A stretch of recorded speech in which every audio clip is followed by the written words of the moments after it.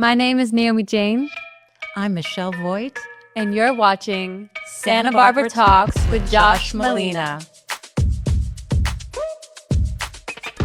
Welcome to Santa Barbara Talks with Josh Molina. It's such a pleasure today to be here with Sullivan Israel, who is the leader of the local chapter of Strongtown Santa Barbara. And I love talking to you, Sullivan, because you are so smart and you know so much and you look at this thing really from a data perspective. You look at Santa Barbara issues and you're local and you've just got so much going on and such a bright future. And it's a pleasure to be able to have a conversation with you about, guess what? Surprise, State Street, Oh bicycles, no. cars, traffic, circulation. How you doing, Sullivan? I'm good. Thanks for having me back, I should say, because it's my second time. So I guess I did something right because you wanted to have me back. Yes. So no, I appreciate it. And yeah, surprise, surprise, we're going to talk about urban planning because like that, there are other things in life, Yes. but not much. Yes, you are not just an activist. You are a legit planner. You know your stuff, and you got your hand in a variety of different issues in this community and other communities as well. And you have a podcast, I learned, so Oh that's yeah. pretty cool. You know. And you got it right off the table at the beginning. Yeah, it's a local chapter. Thanks for saying that. I am a local. I'm from here. In fact, where's my proof of that? I had my Laguna Blanca t-shirt. I just took it off actually before this podcast. Yeah, I went to Laguna Blanca for high school. So yeah, Yeah, and that's Laguna Blanca is an amazing school. My son went yeah. through K through 6 before we ran out of money. No, I'm kidding. We found more options in the public school for him, but Laguna Blanca is great, amazing. So I Yeah. mean, it shows, so many kids Yeah. there are smart. But Sullivan, let's just have a fun conversation. I want to talk to you about State Street and traffic, and then do a little punditry work talking about Paseo Nuevo and City of Santa Barbara issues, maybe some Sure. politics toward the end. Let's start with what's in the news. There was a big meeting this Tuesday where the city council agreed to hire a new consultant for the State Street Master Plan. They added a little bit of money to the budget after moving away, terminating the contract with the previous consultant. And so there's that going on. And then Santa Barbara Downtown Improvement Association is making this push to reopen State Street to cars, at least one lane anyway. And they're using data, and there's lots of perspectives on the data they're using. And so all of this energy is happening right now. So I Yeah. know you are a big advocate for keeping the street closed. So let's just dive right in right now. What is your take? Yeah. The state of State Street in Santa Barbara, 2025. We're still talking about it. Yes. First of all, that let's say that. First of all, crazy that we're still talking about it. In Ventura, they're not talking about it anymore. They've officially, they've hired RRM as their consultants. They're going to get a car-free design, and like we're even behind Ventura, which I can't even believe I'm saying that. Santa Barbara's always ahead of the curve, especially in terms of when it comes to design and beautification. But so yeah, we are still talking about it, and one of the reasons is, like you mentioned, this consultant. So for anyone who remembers, back 3 years ago when the SSAC, the State Street Advisory Committee, was meeting. Um, a lot of the presentations were done by a consulting firm called MIG. I actually don't even know what that stands for. But anyway, MIG was doing some designs. People thought they weren't very attractive. I don't know what happened behind closed doors because that last SSAC meeting was over a year ago, about a year ago now, Yeah. last September. And I worked for a consulting firm, an urban planning and engineering consulting firm for a year and a half. This out of college, or I graduated a year and a half ago. I have never seen a contract terminated. So whatever MIG did must have been really bad. So when I gave my public comment on Tuesday, the first thing I said was, I mean, I really appreciate city staff because I'm sure they had to put up with whatever it was, it wasn't good because you don't want to cancel a contract. You want to work through it because it's very difficult to cancel it and find new people and do a new contract. And so whatever MIT did, I think we were just unlucky that that's who we had our consultancy with. And I'm pretty sure we went with the lowest bidder. Yeah. And that might have been part of the thing that came back to bite us in the butt. But to focus on the positive, the new consultants that were hired on Tuesday, Mool and Polyzoidis, Stefanos Polyzoidis, great name, great name. You can't forget that name, Yeah. Stefanos Polyzoidis. But he is like world famous, and as I said also in my comment, like I know if you're not in the world, sometimes I take myself out of the world of urban planning. Like, oh yeah, most people don't know who this guy is. If you're an urban planner, he's probably in the top 10. I'd definitely put him in the top 10 most famous planners alive today. Mhm. And He's that's Taylor Swift of planning or that level. Maybe not number Yeah, one, but close. definitely. I mean, compared to pop stars, I don't know where he'd be on the pop star list. He's more of like because he got really famous in the 90s. So I don't know, some like I don't know, Smashing Pumpkins maybe or something where Right. he's like the old school kind of fame. Like the And Red Hot Chili Peppers. How about that? yeah, yes, like the Red Hot Chili Peppers. And I actually bought his book I bought his book this week. I ordered it online. This is one of his early book. Oh, of course it's blurring it out. His book is called Courtyard Housing in Los Angeles, and it's really, really cool. Mm. And it shows you kind of the perspective he comes from, where he looks at, and it's blurry again. Anyway, he looks at the architecture. So it's all these Spanish style courtyard Yeah, you buildings. pull it back a little bit, we can see it. Yeah. Oh, there. There's a Really? sweet spot somewhere there. But yeah, Or okay. maybe if I turn off the blur, actually, which is fine.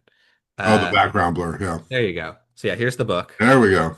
And yeah, you can see the way that he sort of thinks about places. He's thinking about the architecture. So the book is full of pictures of Hmm. these Spanish style buildings, and he's also thinking about the layout and the massing. And so yeah, you see more pictures. So first and foremost, he has a massive appreciation for Spanish style architecture, which I think is very important. I think that MIG did not, which you could tell from their renderings. Yeah. The other interesting thing about Stefanos Palazoidis is that he started sort of there are these movements in urban planning, you know, and he started one of the more recent big movements, which is called New Urbanism, which was a movement basically to take the best of the 20th century styles of urban planning, which were mostly based around cars and single family homes, to keep the good aspects of that, but to also look further back into the past at how we used to build cities before the car in terms of the walkability and the beauty of traditional architecture and bring that back and meld the two together. And so new urbanism has brought us some of the, I would argue most livable, most beautiful suburban developments in the past 20 years. The most famous one is Seaside, Florida, which is where the Truman Show was filmed. So it's a really good Oh. reference for people. Hmm. And so the whole idea of Seaside, Florida is it has a town center, and this was all very innovative, because if you look at the vast majority of suburban development in after 1950, it's just car-centric sprawl, and you drive to a big box store to do your shopping, right? So what he did with Seaside and with other new urbanist developments is, actually bringing back the town center, bringing back traditional architecture, still having cars and parking lots, but placing those things sort of behind the important stuff rather than in front of it, like we do with big box centers. And also bringing back traditional architecture. New urbanism really accentuates front porches, Hmm. front yards, rather than garages in the front yard. They put the garages behind the buildings along alleyways. And like these were all innovations at the time. And so, yeah, he founded the Congress for New Urbanism, which meets once a year and they're a really big deal. So I think we couldn't have gone with a better choice. I don't even know how we got him, to be honest, because he's I think in his late 80s now.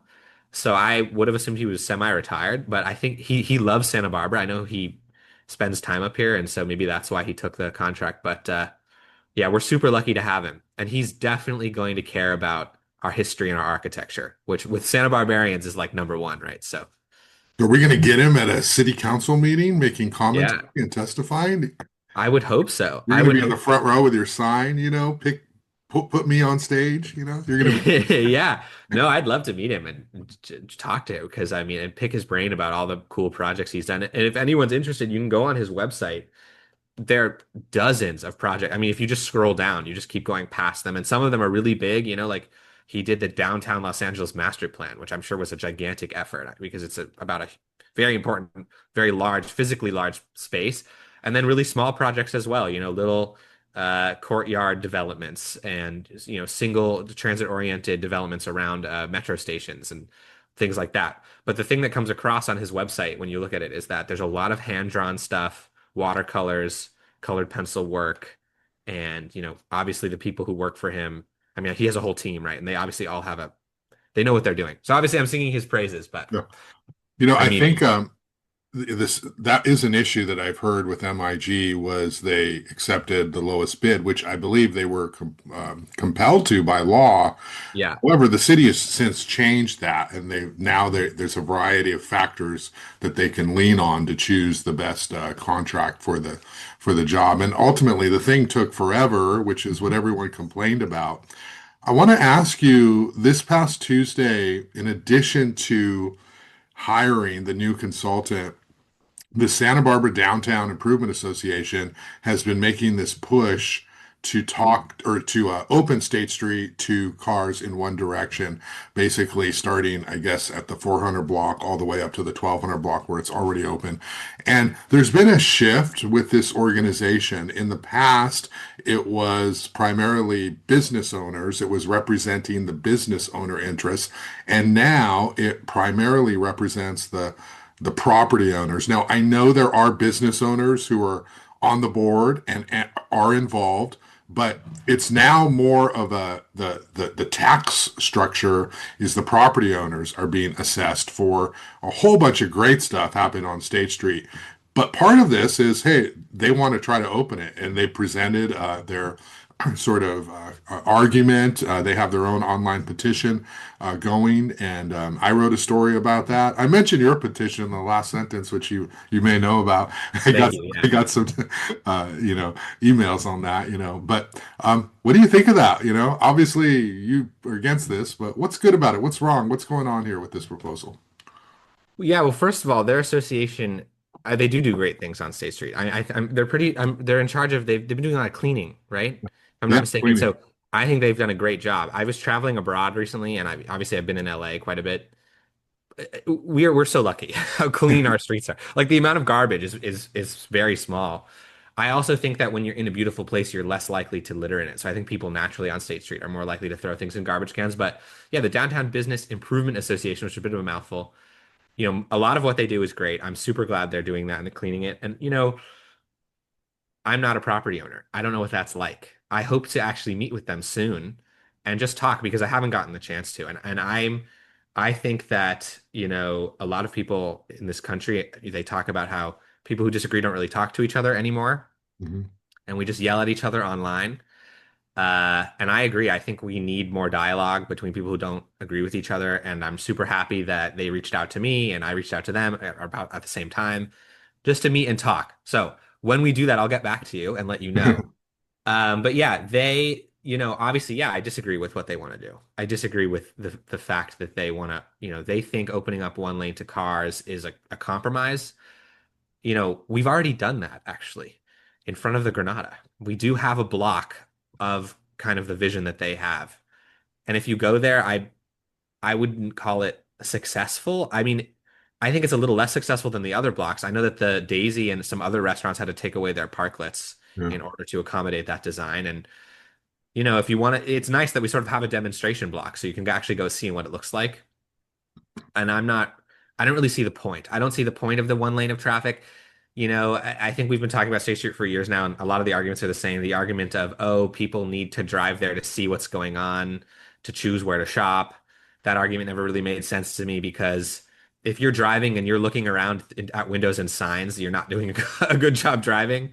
Um, you can't park on State Street. You never could when it was open. So like even if you do see somewhere you want to go, you're still gonna have to go drive onto Chapala or Anacapa and park somewhere. And like we've talked about these arguments, and to me it's kind of same old, one lane, two lanes. Like it either way, the way I see it is that when you bring cars into a pedestrian and bike friendly space, you do two main things.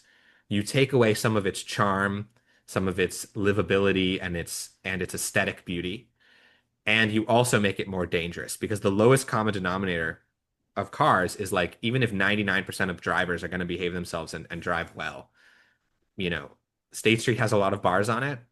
Someone's going to drunk drive and that's the person that's going to ruin the experience for everyone else. By the way, in the same way that the cyclists on the e-bike with the illegal modded speed limiter where they took it off, they're ruining it for all the cyclists as well, right? So like you have that in every whether it's cycling or driving.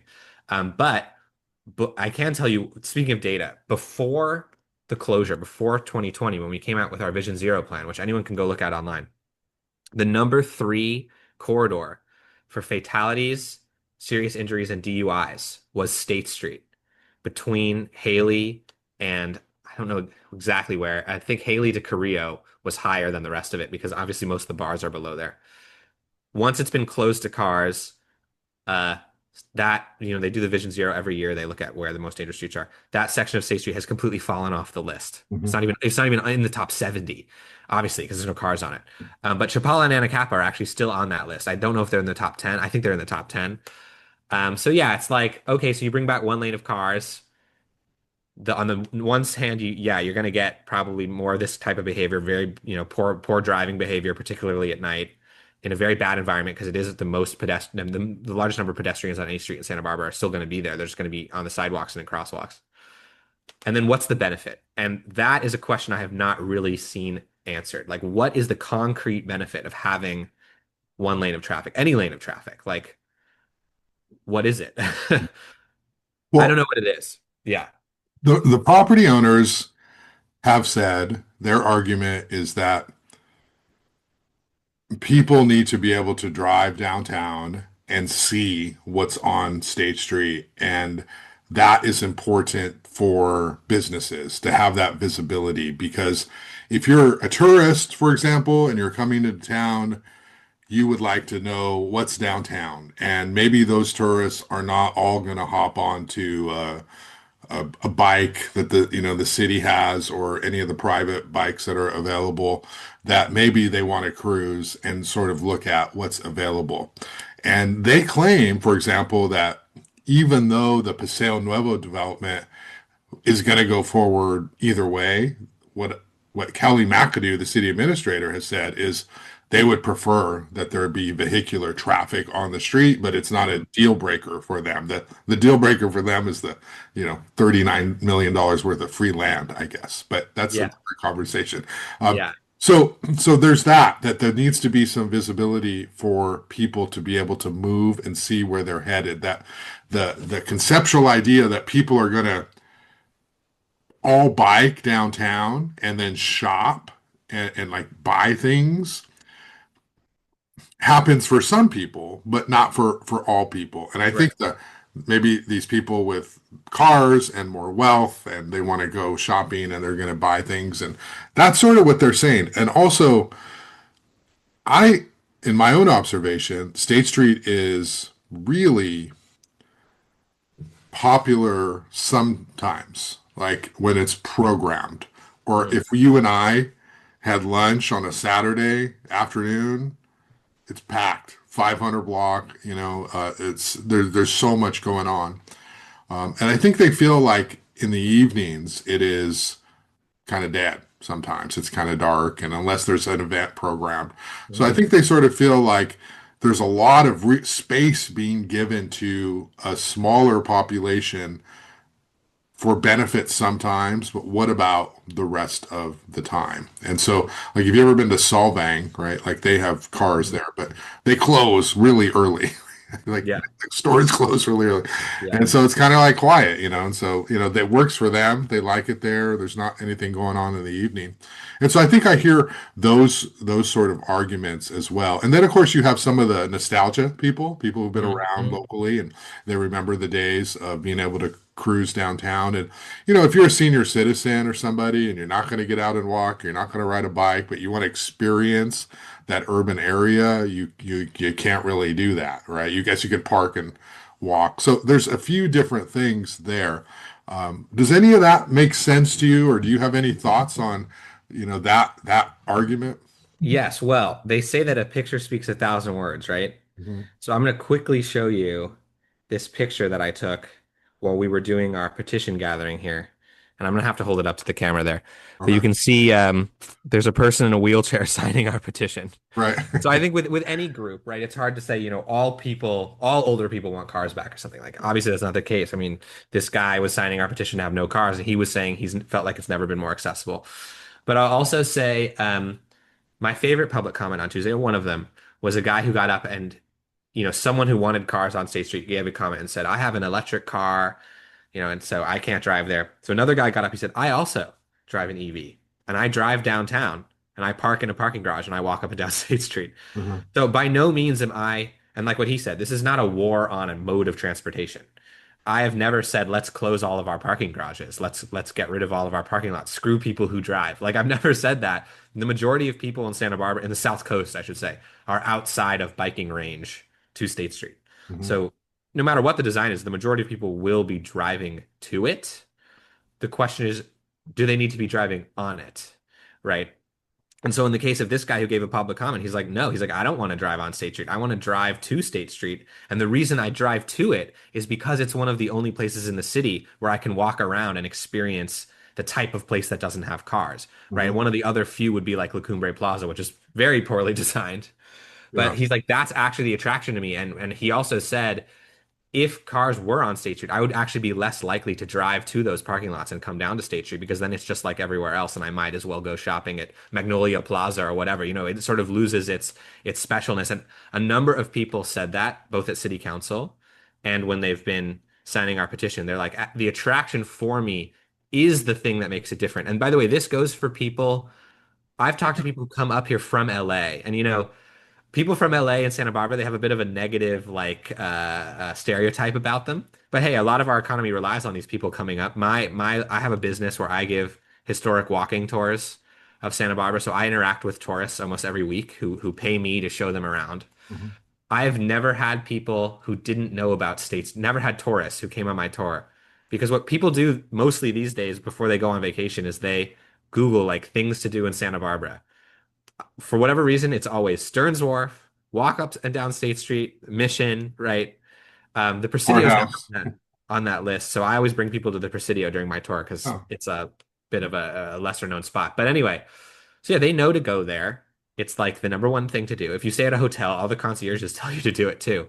But anyway, the point is, I've talked to a lot of people from LA. LA is, as we all know, a car infested, like you can't walk down any street there without basically walking alongside a highway. It's kind of there's no really nice places to walk except the Grove, which happens to be LA's number one shopping location, right? By in terms of how many people visit it. And so a lot of people come up here and they're coming because they want to be in a car-free space. Like they're escaping, the vastness of LA. They're escaping that specifically to come. And they've told me, like, I've spoken to dozens of people who have signed our petition from out of town. And they're like, yeah, if there were cars here, it wouldn't really be as special to me. I wouldn't probably come as much, or I'd go to Ojai, or I'd go to Ventura, or like whatever, some other random place because the draw is, and they come and they have the B-Cycle app, and every time they come, they rent the B-Cycle, and it's kind of like their family activity and whatever. And so, it's almost an advertisement for itself because it's unique. And I think a lot of business owners know that. Business owners know that unique experiences are what sell. And business owners, we did so because you mentioned that the DBSIA is more oriented towards property owners now. We did a business owner survey. Like I wanted to know, like, am I saying I don't want cars and am I going against business owners? Because the business owners do matter. They're the people who actually keep State Street alive. And so we did a survey. We walked up and down the street about a year ago now, and we asked uh, as many business owners as we could find over multiple days, and not business employees, like owners. Like I want to talk to the owner. And we also kind of avoided restaurants because most of the restaurants say yes, they don't want cars. So we talked to as many like non-restaurants as we could. Mhm. And 75% of people who filled out our survey said they don't want cars. 11% said they didn't care, and the remaining percentage said they wanted cars back. So the business owners seem to love it. And the last statistic I'll say, which I said last time I was on the podcast, and I'll just keep it, like I said, the whole State Street thing, it feels like the same song over and over. But I will say the vacancy rate in 2018 was higher than the vacancy rate now. So Mhm. if you want to draw a correlation between the presence of cars and the vacancy rate, it's hard to do so. And you can go back on News Hawk. You were writing about it, right? All through the teens. I guess we can call it that now. Yeah. All through the teens. People were saying State Street's dead. There's too many vacancies. It's not doing well. And so, like, I think there are more fundamental issues plaguing State Street and other downtowns throughout the country than whether or not there are cars there. Like, Yeah. that's just there's other factors at play. The most successful downtowns in America, strong towns, we like you said, we're very data driven. The most successful downtowns in America have the highest number or the highest percentage of land that's also residential in them because you have Mm, a built-in customer base. yeah, State Street's actually on the very low end, even for American cities. It has fewer than 5% of the lots have any sort of residential use on them. mm, And so, yeah, that's like to me a much bigger issue than whether or not there's cars. Like the fact that when you're saying why is it dead on a Wednesday night? Well, it's not a neighborhood, yeah. so that's part of it. Well, let me play a little devil's advocate here and just Okay, like sure. observations. It's like it's kind of undeniable, right? That the higher you go up State Street, so 500 block packed. There's restaurants there and there's stuff going on.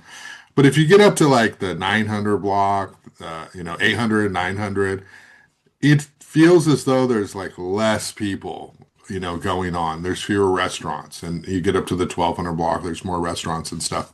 Um, is it, Sullivan, like, let's say everything you say is correct, but State Street's just too long to have that long of a closure? Like, what's wrong with 500, 600, 700 block closing it? Or whatever, 3, 4 blocks, whatever that puzzle is. What's wrong with that? And then opening it up to vehicles because it feels very long. And after Korea, like it's open, but there's not anything really happening here unless I'm already preset where I'm going. But Mhm, what mhm, about mhm. that conversation?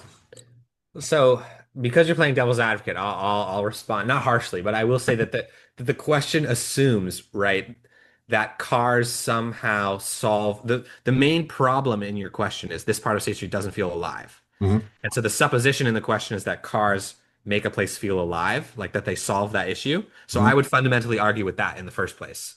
Like, and I agree with you. It is quiet. It is dead. There are not that many restaurants there.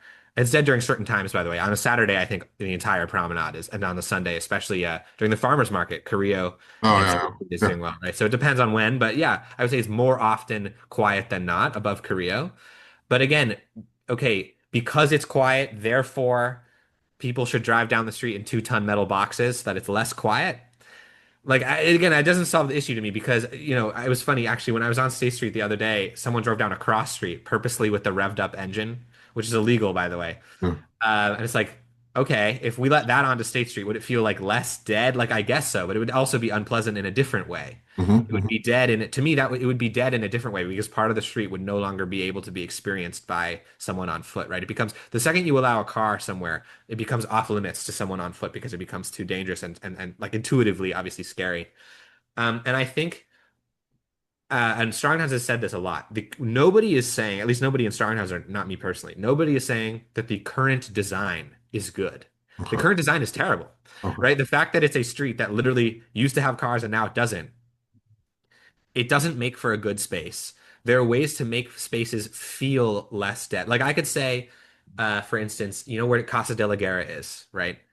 The courtyard there. I bring people there on my tour, my walking tour. That courtyard the vast majority of the time that I bring people there, it's we're the only people there, so it's dead. Yeah. That courtyard is dead by the same metric.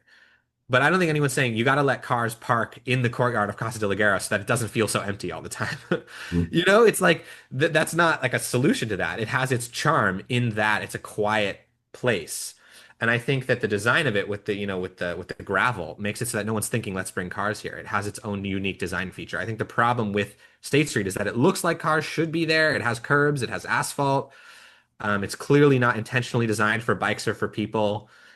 So we're in this limbo state. And going back to Polyzoidus, like that is what that's going to solve. Like if Polyzoidus, I have confidence that that firm and him personally, like they're going to come up with an amazing design. And when that design gets built, it's not going to feel so weird to be there without cars. It's going to have, cobblestones or bricks all the way across the road, planters. Maybe it's going to have little coffee stands or little stands that open up during the daytime where that people sell things. That type of investment, time and time again, we see across the US and across the world when cities make that type of investment into a street, the private land uses along those streets change. Real estate invests in a city that invests in itself. A great example of this is in Lancaster, California, which most people don't think of as a paragon of urbanism or of like a place to copy. But Lancaster had this 100-foot wide downtown street lined with dilapidated stores. It was, I think, like a 50% vacancy rate. You could park on it, you could drive on it, but it didn't make a difference. Like people were not shopping there.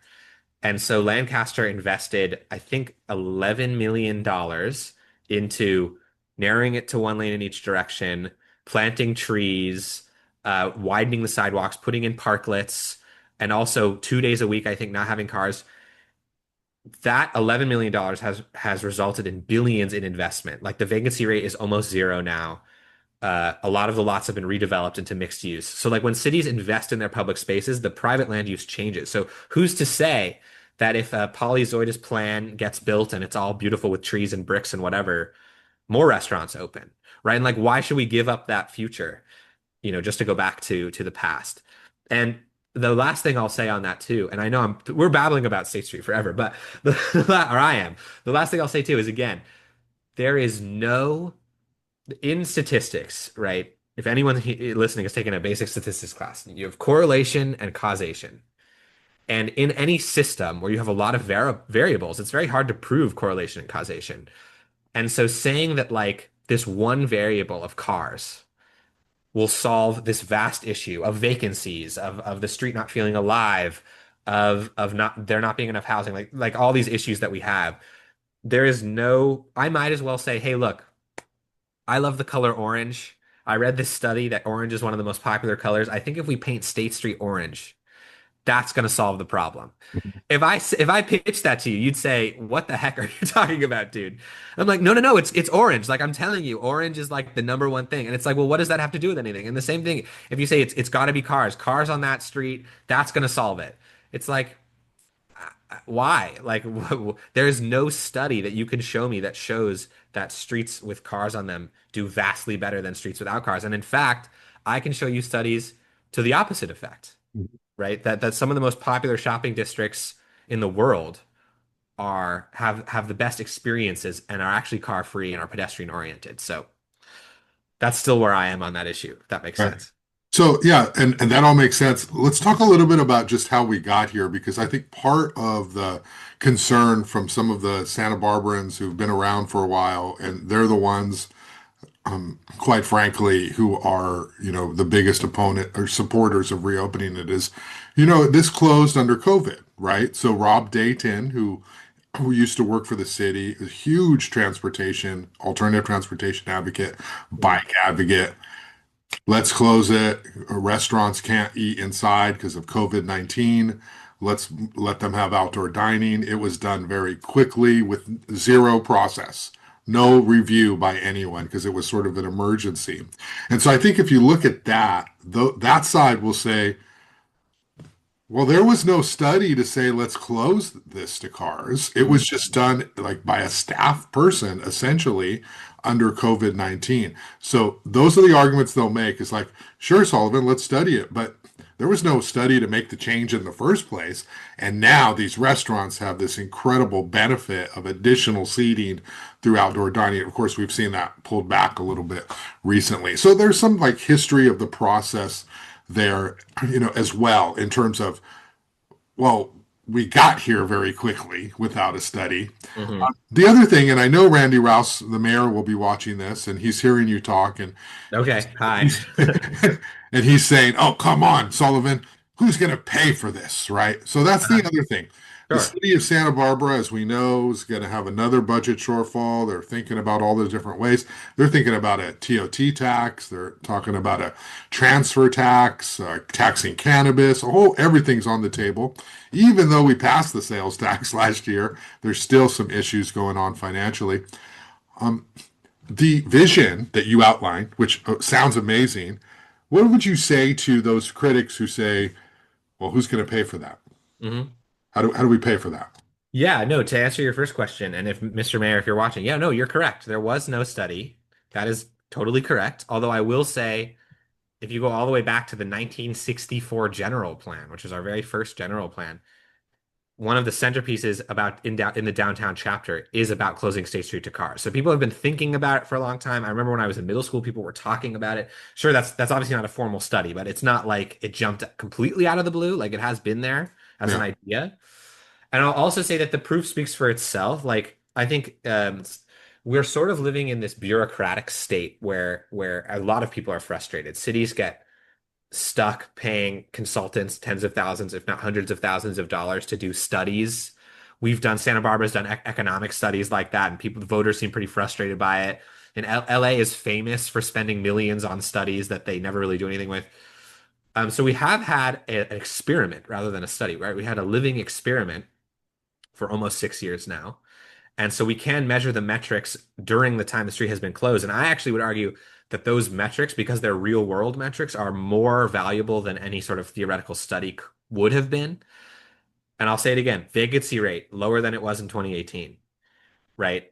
More people, according to Replica, which is a service that uses anonymous cell phone data based on location services being on, which I had access to thanks to the company I worked at. I had access to their $2,000 subscription. That data shows that State Street has the largest volume of pedestrians of any street in the city on any day of the week, even on the days where it feels quieter. Mhm. And that is, by the way, including north of Korea. So the most the highest trafficked, if I could use the word term trafficked to refer to pedestrians, the highest trafficked block is the 600 block, 500, 600 block, but the rest of it still sees higher pedestrian volumes than any other street in the whole city, right? And higher volumes than in 2019 and 2018 because that's how far back the data goes. So like it's more than recovered, according to Replica. The business survey, right? Most businesses want it to stay that way, according to the survey that we did, which, okay, it's not a perfect survey, but there's nothing better than it on the table. And if a new survey came out and it showed something different, obviously I would stand behind that if it was, a better, more rigorous survey than what we did. The people love it, right? 5,000 survey respondents in 2021, 79% want to keep it close to cars. Strong Towns has done a petition in just 2.5, about 3 weeks now. We've gotten 2,500 signatures, over 1,000 of them in person. So like, yes, it would have been nice to have a study and have a normal process to carry this out.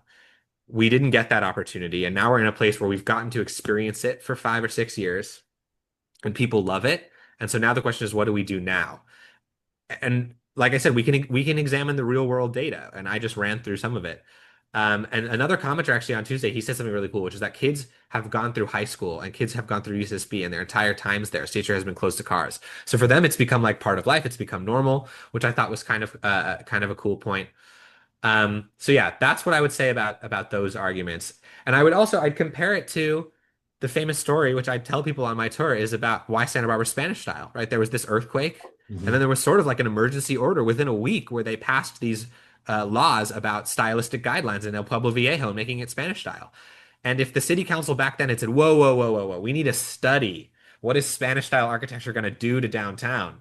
By the time they finished up with that study, half the buildings would have been rebuilt and we would not be in the Santa Barbara we have today. So I think sometimes decisive action can result in really great things. And this isn't, like I said, while the choice was spur of the moment in response to COVID, we've had 5 years of data to examine. So the final choice of keeping it car free is not spur of the moment. It is like very intentional and with a lot of data to support it.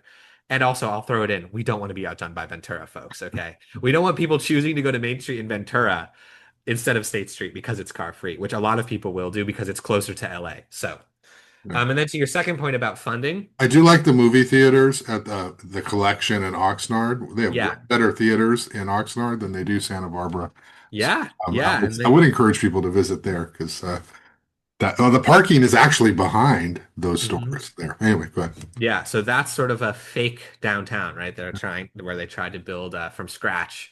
Not a fan of the architecture at the Collection, but I do think it's a cool place. Have you been to the movie Uh, theaters? The seats recline, I it's know, yeah. No, I leather. They have. We don't have vibrate during anything the like that. animated kids movies. It's great. Yeah. Yeah, we don't have any theaters like that in SB. That's one thing I can say is better, not in Santa Barbara. There's very few things better outside of town. Movie theaters, you're right. That's one of them for sure. Um, but yeah, and then in terms of the funding, Yeah. Mayor, he's totally right. It's going to be very expensive, but we did other expensive things in the past, widening the sidewalks. I mean, if you look at the pictures back of State Street in the 1960s, where it was 2 lanes in each direction with parking, and they had the idea in the 70s to widen the sidewalks to what they are now. and it was very expensive. But I don't think anyone would argue that it was a poor choice Hmm. in retrospect. There's a super famous story that urban planners often talk about, which is the Shinkansen, the bullet train in Japan, which carries millions of people every year and is a huge driver of their economy and is obviously world famous. So did you know that it was like 6 years behind schedule and billions over budget? Hmm. And at the time, it was like a big deal. Like people were very upset about it. They're like, this stupid thing that we've spent. When people ride the Shinkansen today, do you think anyone thinks about the fact that it was 6 years late and over budget? Yeah. No, nobody even really knows that. It's kind of like a little fun fact. Mhm. And so I would say, like, yes, we're going to have to find the money. However, Friends of State Street has told me that they have very wealthy people lined up who would be very interested in paying for improvements on State Street.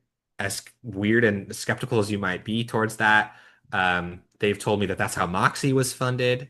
The Library Plaza was funded that way. The Santa Barbara Bowl was funded that way, where a sort of a nonprofit raised money to fix the Santa Barbara Bowl and bring it to its current, great standards. So we have precedents even in this town. And wealthy people in Santa Barbara, they like having their name on a brick. The Tobes family, they like having that name on a brick. They have it at the Library Plaza. And so I'm not so skeptical of that. And that's how they funded the loop, right? Like the city couldn't get the money Yeah. to fund transit on State Street. And so Friends of State Street said, we'll get the money. And they have donors who donated to them as a nonprofit. It's tax write-off, I guess. And they funded these 3 electric golf carts called the Loop, which are going up and down State Street. At Tuesday, I found out that they have over 10,000 riders in the first few months that they've been operating. And I believe that's since May or June. Yeah. So Yeah. obviously people love it. So it's like, okay, there's a bit of a model there. The High Line in New York, which was a massively expensive project, the city had no budget for at all. That was funded through donations.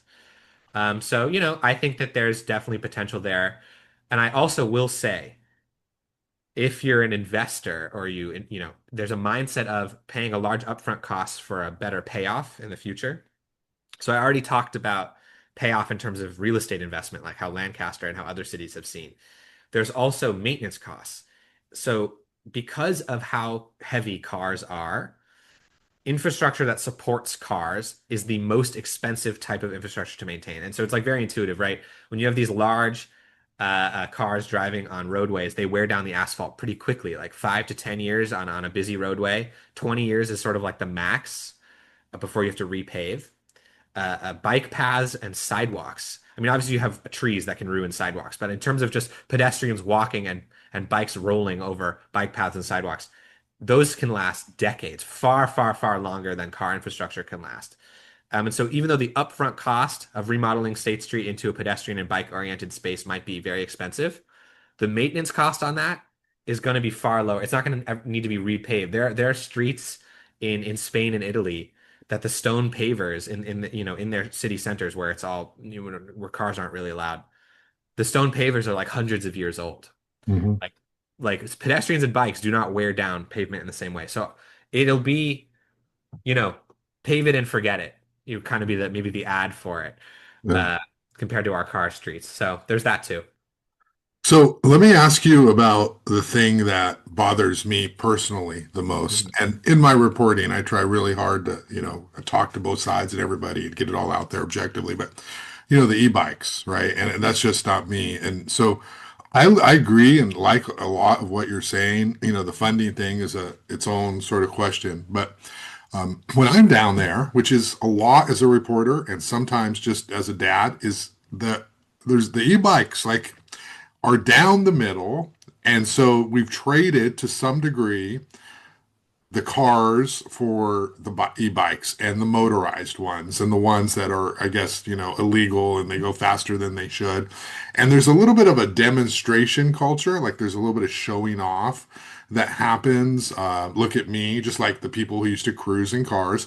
And I know the answer, right, is going to be, Josh, we're going to ruin everything just because of a few e-bikers, right? I know the answer that logically. Yeah, yeah, As a practical matter, how does that get fixed at yeah. all? And I guess it's a design answer.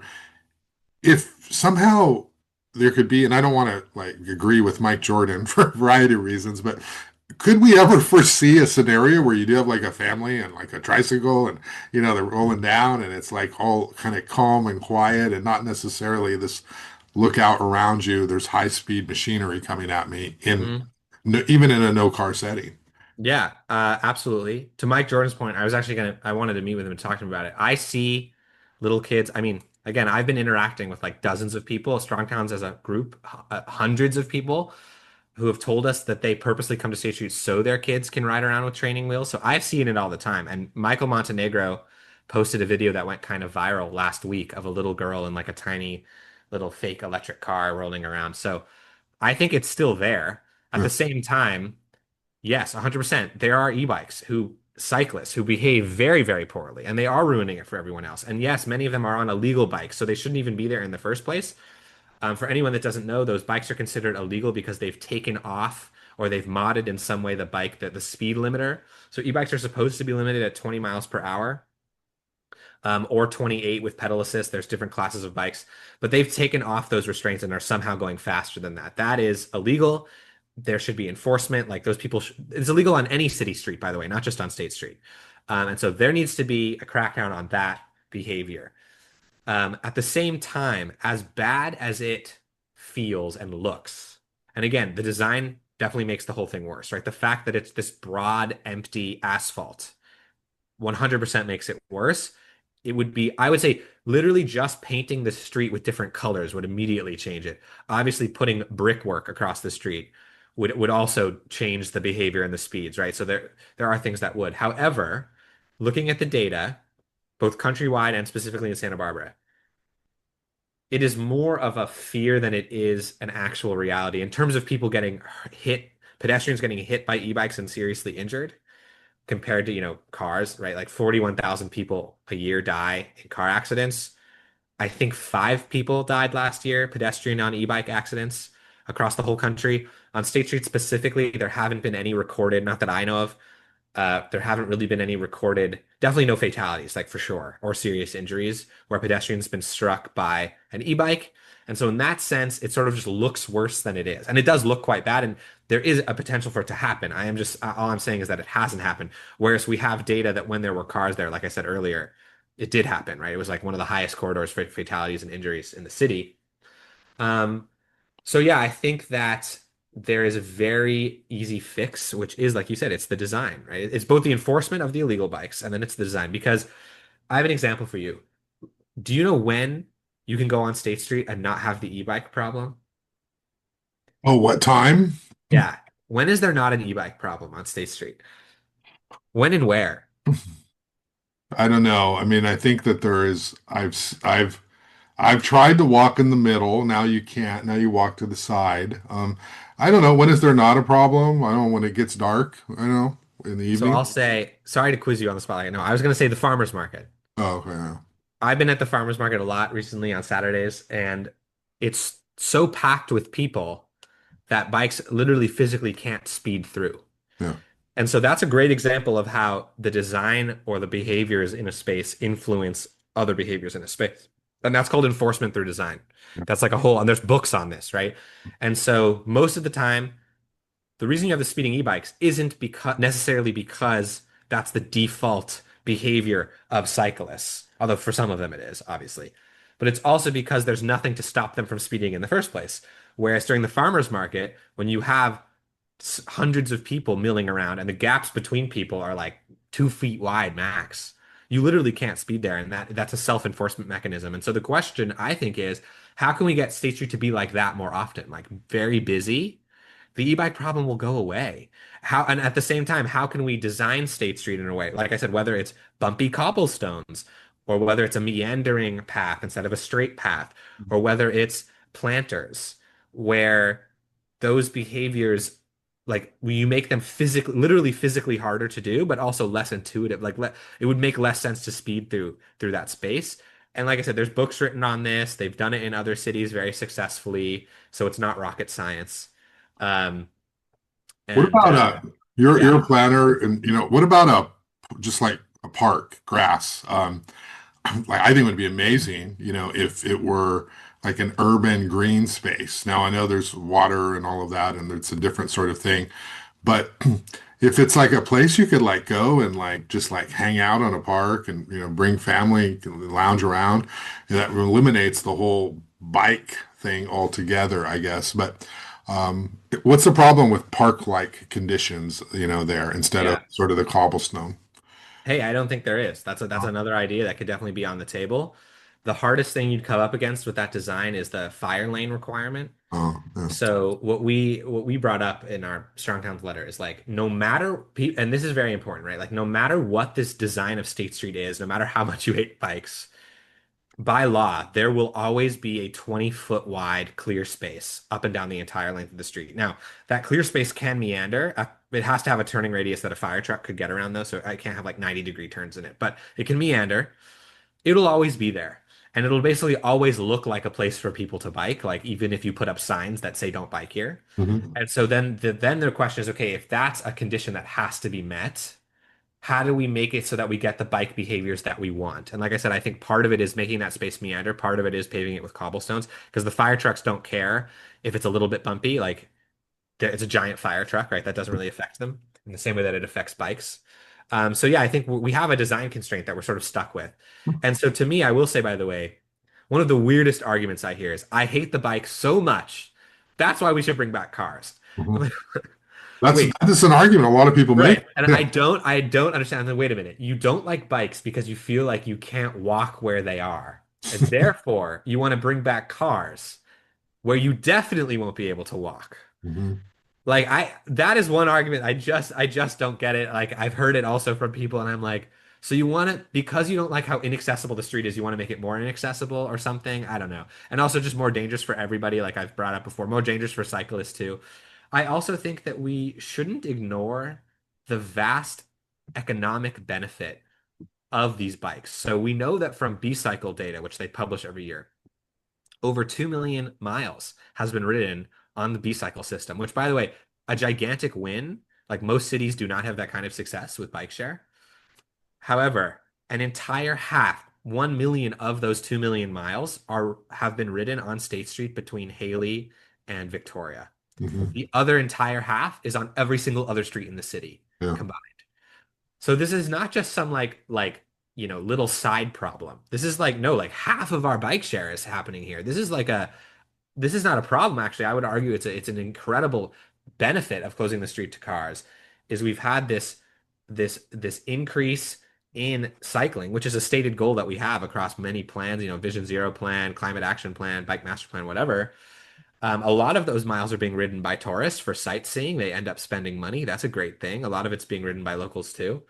And so I think the question should become, how do we accommodate bikes and get the behaviors we want, not how do we sort of like get rid of them? Because I think that that's ignoring the economic and the transportation benefits of them. And I think, yeah, having a park in the middle of State Street or having a park on one block would be like totally awesome. It's just you just have to somehow work around that fire lane requirement. So maybe you'd have 20-foot fire lane and then the rest could be grass. But yeah, and then you'd have to figure out how, because it's State Street sloped, you'd have to figure out how you'd be able to plant grass without like water running down it when it rains and like ripping up the topsoil or whatever. So it'd be a little challenging, but totally doable. I love the idea. Now, this is a weird one because you have the votes. Like at least four council members want to keep it closed to cars, but yet this still is happening, right? This is still coming up every few months about reopening it. What do you think are the obstacles? Like, why can't we just put this away and just wait for the master plan and move on? Why are we dealing with this incrementally, this controversy Yeah. so often? So I would absolutely love to put it away. I agree with the council members. Like Tuesday's vote was not about cars or no cars, and I'm sorry. I would like to apologize to them actually for showing up and talking about it because that's not what it was for. I wanted to talk about it during general public comment, but Mayor Rouse, when my friend Tristan from Strongtown started to talk about our petition, he told us not to do it during general public comment, but to do it during the item. So that's why it happened then anyway.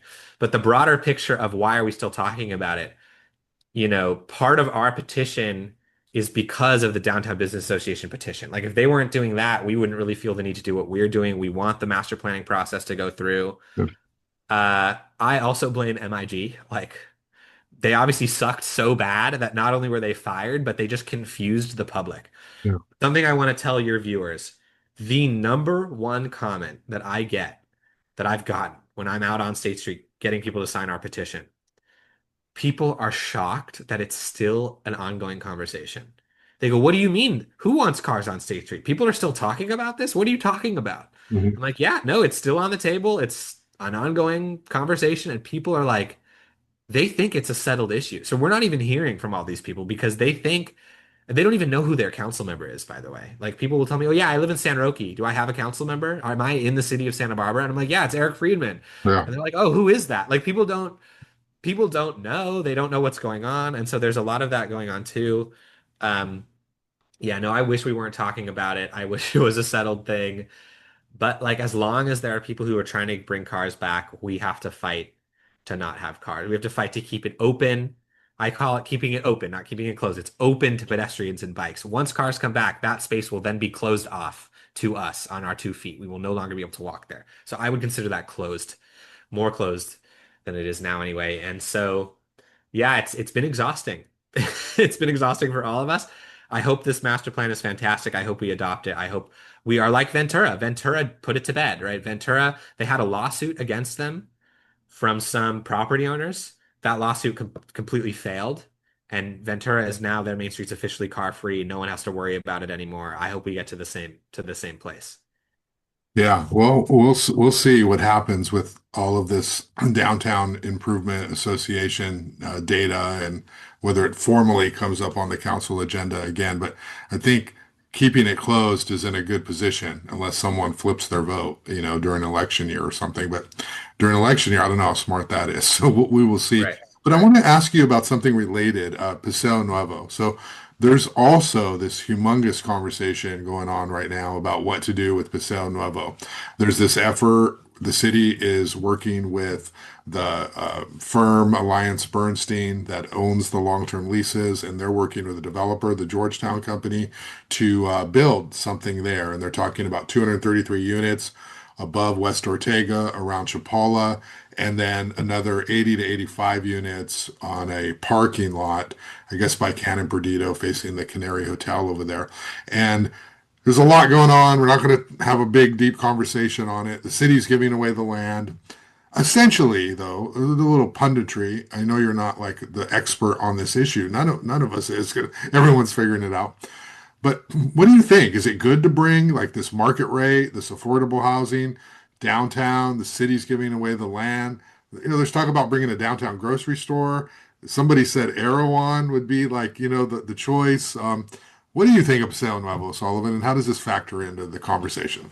First of all, I'd like to know who's in the alliance with Bernstein. That's like my big question. Like, is it like World War II, Is there like the alliance, the allied Like powers? powers. Like who, yeah, like who's in this alliance with them?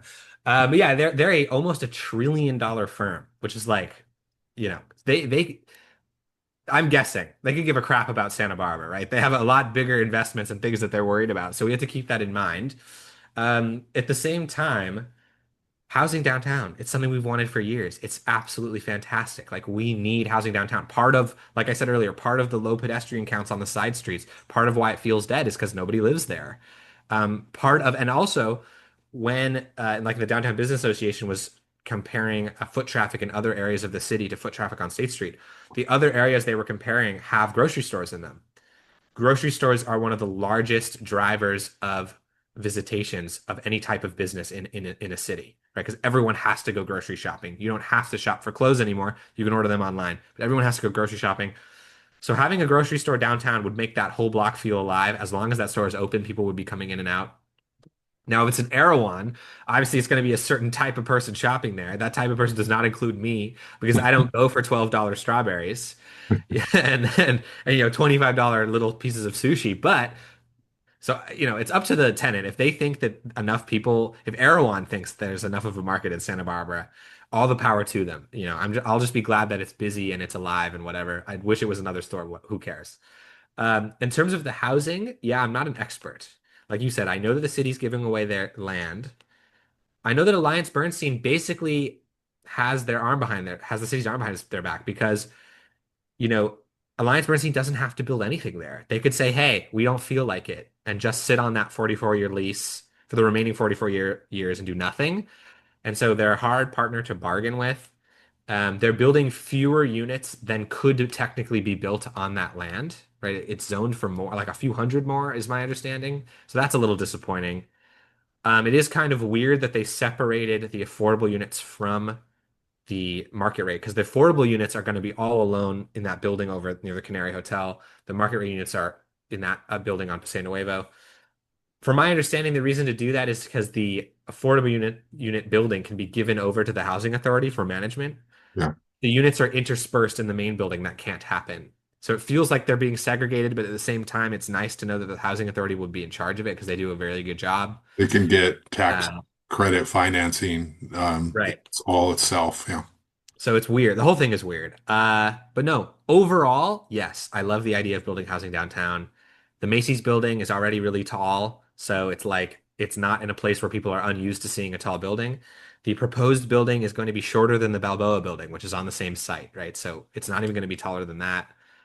Yeah, I think, look, overall, it's a good thing. It's going to bring life to downtown. It's going to bring people to downtown. It's going to bring a constituency, actually, who cares about State Street because it's going to be their backyard. Maybe they'd want it to be a park, like you suggested, you know? Mhm. And so that'll be great too. Um, and it's gonna, I've seen the renderings. I went to their open house event. It's gonna be Spanish style, right? So I don't think that's a good thing. Uh, yeah, I think the city should really focus on the streetscape. I think the most important thing to regulate in an urban planning environment is not what's going on 5 stories up. That's important, but not as important as that first 14 feet and along the street. What is going on there? That's really important. That has to be windows, doors, storefronts, so that it doesn't feel just like a big blank wall. And I was looking at the renderings, and it's hard to tell. They weren't really showing what's going on along Ortega Street. So, Yeah. yeah, if that's the where the city can really get what they want, I think that'll be a big win. Those renderings were weak. They're vague. They didn't really show They were much. vague, and they were AI generated, by the way, because if you look at the writing on the storefronts in the renderings, they're a mishmash of fake letters, which is the giveaway that it's AI. Mhm. So yeah, I'm poking around on a story on that since you brought it up. Um, is that common in that world right now? Or is Yeah. that like, whoa, you shouldn't be doing that, you architectural firm? So I've never made because I'm not a professional architect, so I've never really made a rendering like that. What I do know is yes, it's very common now. Yeah. And there isn't it's so to give them the benefit of the doubt, there are proprietary, and a firm as big as the one they hired to probably has it, proprietary AI. So it's not like ChatGPT where you just type in give me a Spanish style building. Ah, yeah, yeah. There are AIs where you can do a sketch and you can give the sketch to AI and it sort of makes it into a 3D model, or you can give it sort of a rough 3D model and it makes it look nicer. So like it's probably a combination of AI and an artist's intentional work. Like it's not just one or the other. There's no way it's just a prompt because then they would never get Ortega and State Street to look like Ortega and State Street. So Yeah. there's obviously intentionality there. It's the same thing like they did at the Dome in Las Vegas, the Wizard of Oz, and everyone was saying, "Oh, it's AI." Turns out some AI was used, but like it was hundreds of hours of artist's work. Yeah. They use the AI mainly for like background stuff. So it's probably something like that where the writing on the storefronts is AI. They didn't really bother doing that, but like, Well, there are no like floor plans that I saw. There's no real specificity there. okay, well, that's a bit scarier. The floor plan should not be AI. The floor plan should be 100% intentional. So that's kind of weird. Let me ask you this on the housing downtown, the gentrification issue, and I know we only got a few more minutes here left. I appreciate your time. Do you care who lives downtown? Obviously, 233 market rate units. That's going to be expensive. By the time they're built, 7,000, who knows, 8,000. I mean, some stuff's going for 5,000, 6,000 already. The Peter Lewis development, I know, is very expensive around there, some of the larger units. Do you care? Does it matter? I know you're not going to say, I don't care about gentrification, but um, how do you solve that puzzle? Even the affordable is going to be expensive, quite frankly. Mhm. This isn't going to be for the service class that supports so much of what happens in our community in downtown. Um, can you just talk about that, about Yeah. who's going to live downtown? Yeah, to answer your question, what I care about the most is that when wealthy people in Santa Barbara are looking to buy a place, they don't displace lower income people in our lower income neighborhoods and in our minority neighborhoods because The Latino population in Santa Barbara, the Chicano population, it's going down every year, right? Went between 2010 and the 2020 census, it went down by I think about 10%. And that's because of displacement, right? That's because people, wealthy people looking for a place to live, or wealthier people, right? We're all on a spectrum. Let's call them middle class, upper middle class people are looking for somewhere to live. There aren't many options in Santa Barbara. And so they're going in, block by block, house by house into the lower income neighborhoods and displacing and replacing lower income and often minority residents. The only way to stop that trend, like if we do nothing, if we build no housing, if we sit back, 30 years from now, every neighborhood in Santa Barbara will be an upper income neighborhood, right? That's just the trajectory we're on. And so what I care about is giving more places for those people to live. So when you build expensive housing downtown, yes, it's exclusive in the sense that it's expensive, but it also like for each income bracket, there's a market. And there is a market for expensive housing. And it's good to give those people an option to live downtown, which, according to National Real Estate Association surveys, a lot of younger, wealthier people want to live in walkable neighborhoods. So giving people that option to go buy those units instead of going into other neighborhoods and buying units there is a very good idea. And so the overall picture of housing is like there's something called vacancy chains. I may have mentioned this actually last time I was on your podcast, Uh, which is like you need places for wealthy people to move into and so that there's actual places for less wealthy people to live. Otherwise, the wealthy people move into it's a chain, right, where they move into and they push people out eventually. And it's a chain in the other direction, where if someone vacates a unit in Santa Barbara and moves into a more expensive unit downtown because they can afford it, that means someone else gets to move into that less expensive unit. So more housing overall creates more affordability overall. It's a wider effect. And I wrote an article last year in the Independent about this, where it's like, okay, we have 43,000 people that commute into Santa Barbara every day. The demand for housing is probably around that number because the largest driver of housing demand is job availability. And so like that's why we have such expensive prices. Like people have jobs here that they're commuting over an hour to get here from Oxnard or from Lompoc and they want to live here.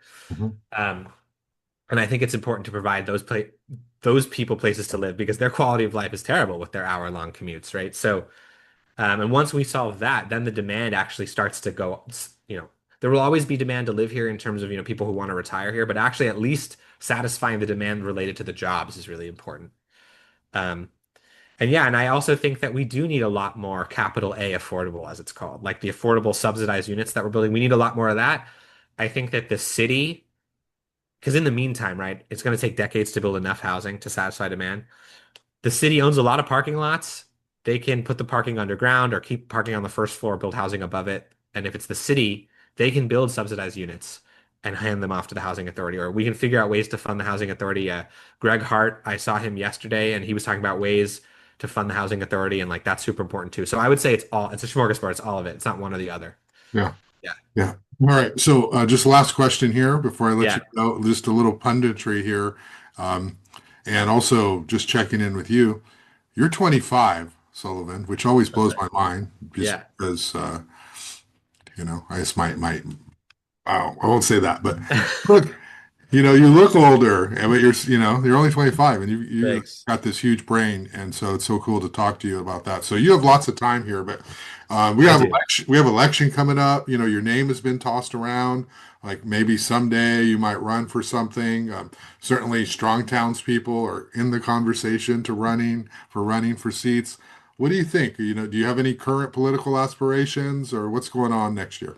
I do not have a plan to run as of now. I'm inexperienced, right? Like there are people who have been on city council who want to run again. There are people who have been on city council who want to be mayor. There are people who have been on planning commission or ABR who want to be on city council. And I think like those people deserve the vote more than I do because they're experienced and I'm not. Um, I would love to be on one of those boards and commissions though. Like I think I'm ready to do that.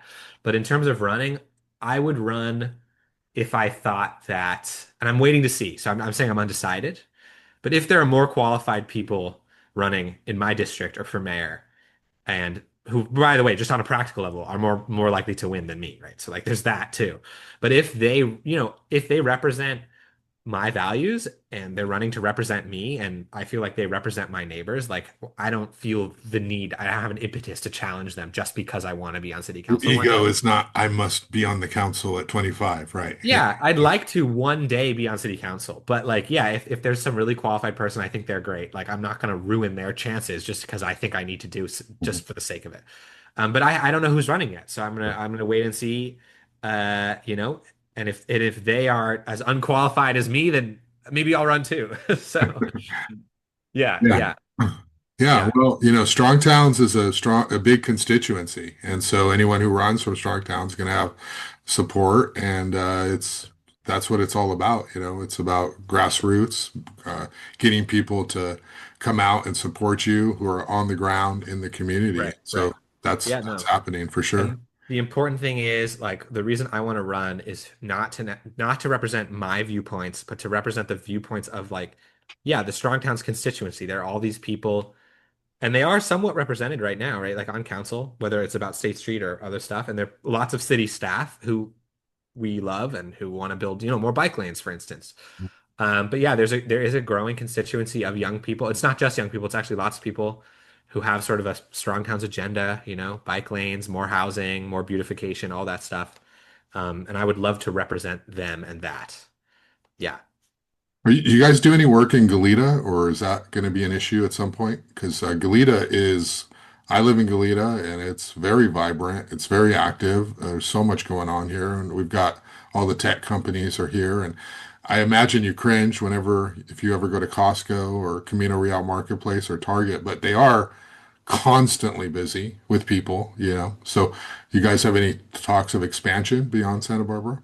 Yeah, no, so we advocate, I mean, because we're like a loose group, we're not really affiliated with anything and we don't even have a C13, 501c13, whatever, status. No, Mhm. we've advocated for things in Goleta all the Yeah, time. yeah. So we advocated for the San Jose Creek bike path. We advocated for the Hollister interim striping project. We've advocated for Goleta Vision Zero. We've met with their head of planning, I think, yeah, or head of public works, James, who's on city council there. He comes to our meetings often. So yeah, I mean, Carioca. look, Yeah. yeah, James Caracca, yeah, we care about street safety, whether or not it's a foot outside of the borders of city of Santa Barbara or not, right? Like wherever we see something cool going on, we get involved and we advocate for it. And overall, like in terms of Old Town Goleta, we see huge potential there. The thing to keep in mind is Old Town Goleta with the 2 lanes in each direction, 4 lanes overall. That is how State Street looked like in the 60s, right? And now State Street has come all the way to the point where we're talking about having it be like a bike and pedestrian paradise and being like a flourishing business center for the whole South Coast.